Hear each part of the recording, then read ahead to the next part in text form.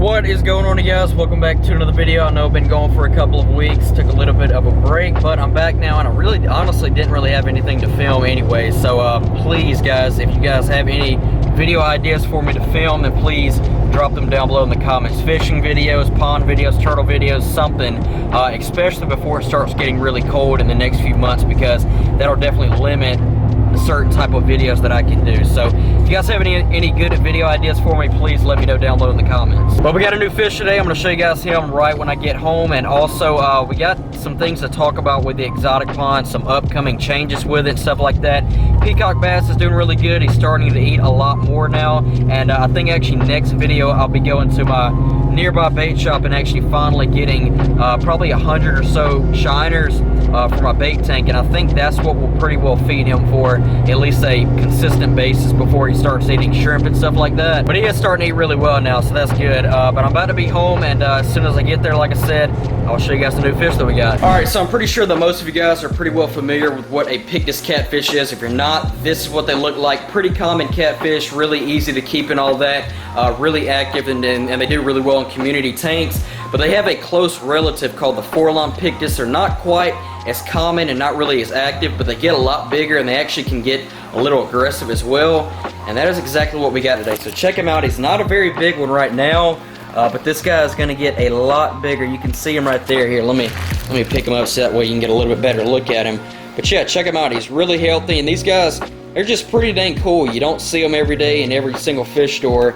And we're going to put him in this tank right over here, our 46-gallon bow front tank. And we've just got 3 fish in here right now. We've got, of course, our Jack Dempsey, our flagtail right back there, who's been doing really, really well, and our albino bisher in the log right there. And of course, the bisher and the flagtail are going to get a lot bigger, and so will the catfish.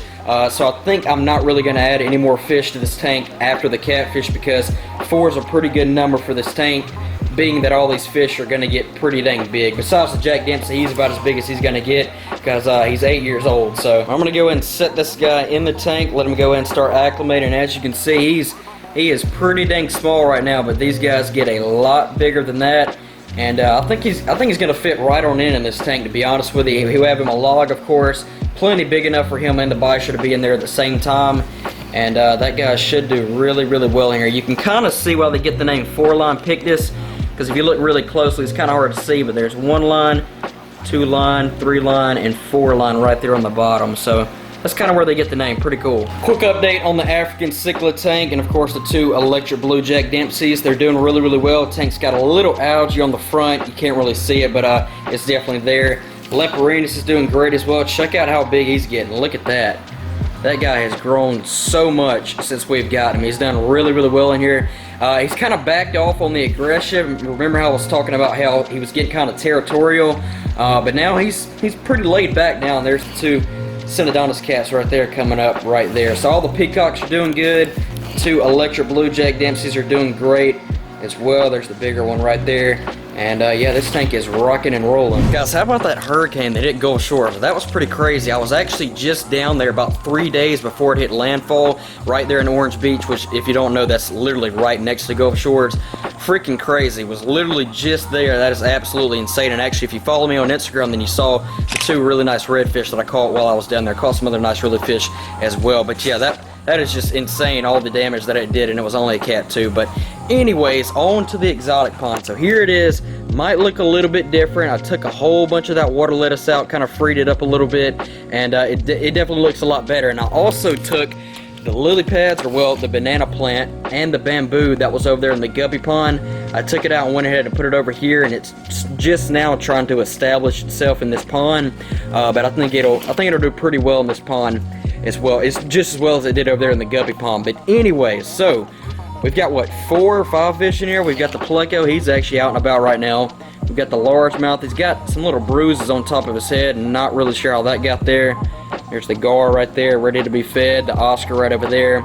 And the peacock is right over there. Kind of hard to see. So we got 5 fish in here. Not going to add any more, at least for the next few months, and because that's what I really want to talk about. So if you guys remember, last year I had this pond set up, not in this same exact spot, but literally like right over there, so I didn't move it too far. I only moved it over here so that way it could get more sunlight. But anyways, last year I actually had another peacock bass, a much smaller one, only about 6 or 7 inches or so, and he was doing just fine. I also had a marble card catfish. That's why, if you've been following me for the past few months or so, you've been probably hearing me talking about getting another one of those. The problem is no one has had any, and people who have had them have been really expensive, and they've been itty bitty, and I don't need one that tiny. So I had one of those catfish and another smaller peacock bass last winter, and I really didn't plan for the winter and the cold temperatures that, you know, we were going to be facing in the winter time.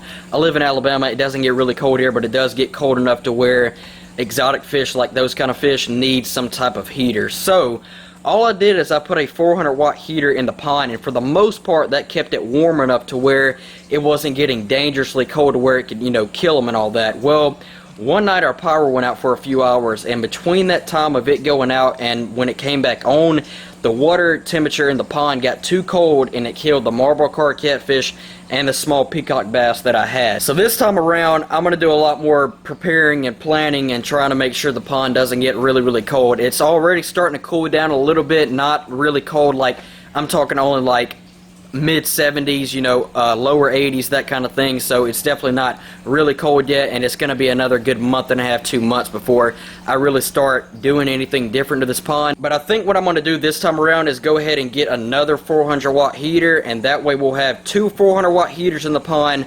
And another thing that I think I'm going to do differently this year is I'm actually going to drain the water level a little bit. That way the heaters won't have as much water to heat up, and hopefully that'll result in the pond being a warmer temperature. And I'm not talking about draining the pond to where it's only got like 6 inches of water. I'm talking about draining it maybe a couple of inches, maybe 40, 50 gallons or something like that. And that way the heaters won't have to work as hard as far as heating the water up and all that, and keeping it at a good, you know, mid 70s or so. And believe me, I'll have the heaters cranked up probably as high as they can go, which will probably be like in the low 90s, but that does not mean that this pond will get in the upper or, you know, lower 90s and all that. The pond will probably not get no higher than mid 70s, which is a good little range for it to be at. Right now it's probably 78 degrees, so if we could keep it above 70, 72 degrees out through the winter, then we're not going to have a problem. And on nights that it gets like really, really cold, another thing that I might do is actually cover the pond up. That way the heat from the pond won't escape out of the pond, you know, resulting in it getting a lot colder. So I don't know, I got a lot of things to think about with this pond. I know it's a lot to take in, but those are some of the things that I'm already starting to kind of think about as the, you know, as the temperatures start to get a little bit colder outside. Because let's be honest here, that peacock is 18 inches long, and there's no damn way that he's going to fit in any of my tanks inside. So we definitely got to make sure that this pond stays warm enough to where he'll be able to stay out here comfortably. Now, as far as the largemouth bass and the gar, I'm not worried about them.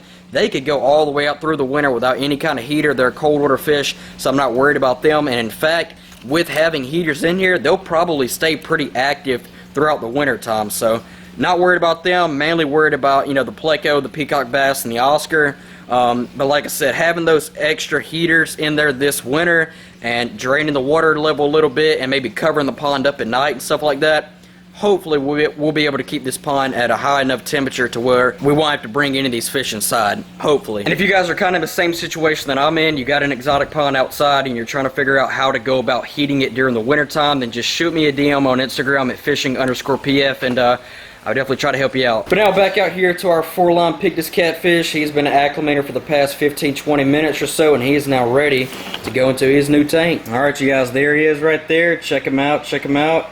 Really cool little catfish. This one's all fat. Oh, listen at him. He's squeaking right there. Alright, let's get him in. 3, 2, 1. There he goes. He's going to go straight to that log as soon as he finds it. Look at him. He looks so tiny in there. He's probably a good 3 inches maybe. But he looks so freaking tiny. This guy's got plenty of room to grow in here, and I think he's going to get really, really big. And there's the Jack Dempsey right there. Checking him out. Check that guy out. That is one cool looking little catfish right there. Cannot wait to watch this guy grow in this tank and just see how big it gets, honestly. Of course, I'll give you guys an update on the 4-line pictus cat in the next video. And also, like I said, if you guys have any other questions about your fish tanks, your ponds, your turtles, anything like that, DM me on Instagram at fishing_pf, and I will happily try to help you out. Definitely not a know-it-all, but I would definitely try and do my best to answer your questions. So, thank you guys for watching as always, and with that being said, I will catch all of you guys in the next video. Peace!